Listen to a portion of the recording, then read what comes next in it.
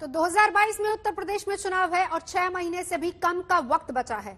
तो BJP UP विजय का blueprint तैयार करने में लग गई है। कुछ हफ्तों से यूपी बीजेपी के अंदर लगातार सरगर्मियां तेज हो गई थी। बैठकों का दौर चल रहा था। आज खुद योगी आदित्यनाथ दिल्ली में लगातार सुबह से बैठकें कर रहे हैं। कह सकते हैं कि बीजेपी ने यूपी का प्लान तकरीबन तय कर लिया है। उत्तर दक्षिण पूरब पश्चिम, जवान हो बुजुर्ग हो महिला हो पुरुष हो, हर एक व्यक्ति के मुंह पर एक ही आवाज है कि है मोदी मोदी। इस देश की 500 वर्षों की एक ऐसी समस्या जो अन्यों के लिए जटिल थी, कठिन थी, उस नामुमकिन को भी मुमकिन बना करके मुख्यमंत्री श्रीमान योगी आदित्यनाथ जी का हृदय से अभिनंदन करना चाहता हूं। बहुत उत्तम तरीके से उत्तर प्रदेश को आगे बढ़ा रहे हैं। वो योगी जिनकी मोदी दिल खोलकर तारीफ करते रहे, सभी दिशाओं में विकास के मार्ग पर आगे बढ़ रहे हैं। वो योगी जिन्हें मोदी ने यूपी जैसे बड़े और अहम राज्य की बागडोर दी। योगी जी की सरकार ने क्वालिटेटिव गुणात्मक और क्वांटिटेटिव संख्यात्मक दोनों ही तरीके से विस्तार दे दिया। वो योगी जो बीजेपी में हिंदुत्व के सबसे बड़े चेहरा रहे। मैं देख रहा था जो लोग मौजूद थे अभिवादन में एक ही बात कह रहे थे और वह कह रहे थे जय श्री राम का। वो योगी जिनका बीजेपी के स्टार प्रचारकों में हमेशा नाम रहा।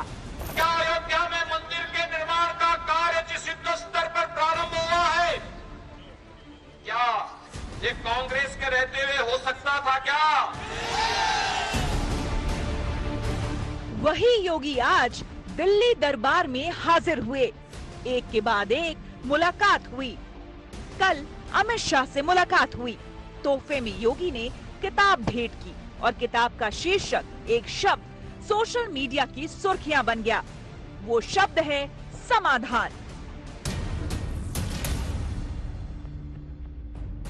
तो क्या योगी के इस दिल्ली दौरे का एक सिरा किसी समाधान से जुड़ा है? क्या योगी आदित्यनाथ का सामना किसी संकट से है? पिछले 2 हफ्ते से लखनऊ में गजब की राजनीतिक सरगर्मियां हैं। धुआं कुछ यूं उठता रहा है कि आग की मौजूदगी का शक होता रहा। मसलन बीजेपी के संगठन मंत्री बीएल संतोष की लगातार लखनऊ में मौजूदगी। बीएल संतोष की विधायकों और मंत्रियों से लगातार बैठक। बीजेपी के यूपी प्रभारी राधा मोहन सिंह की राज्यपाल आनंदीबेन से मुलाकात। राधा मोहन सिंह की विधानसभा अध्यक्ष हृदय नारायण दीक्षित से मुलाकात। और बुधवार 9 जून को लखनऊ में सीएम आवास पर मैराथन बैठक, जिसमें शामिल होने के लिए संगठन महामंत्री सुनील बंसल हेलीकॉप्टर से लखनऊ पहुंचे।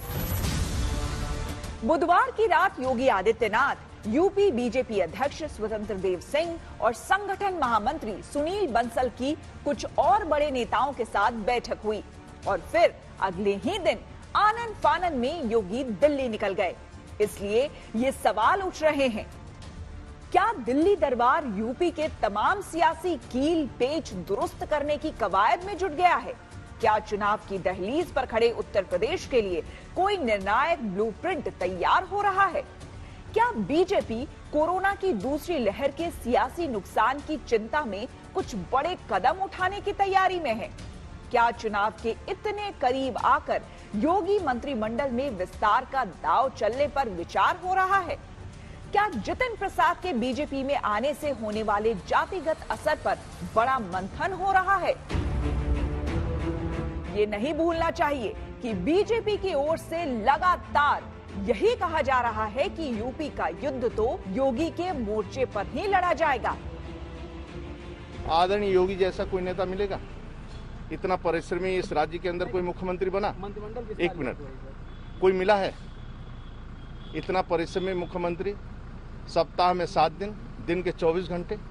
दूसरी बात, उनके आने के बाद अपराध मुक्त हुआ राज्य, ईमानदारी में शासन चल रहा है। मतलब इतने आपने देखा है? सपा बसपा को आपने देखा है अच्छी तरह? इस राज्य को लोग लूट लेते हैं भाई। ये चंद दिनों पहले की बात है।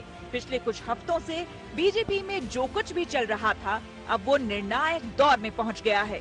जितिन प्रसाद के मंत्री बनाए जाने की तैयारी हो चुकी है।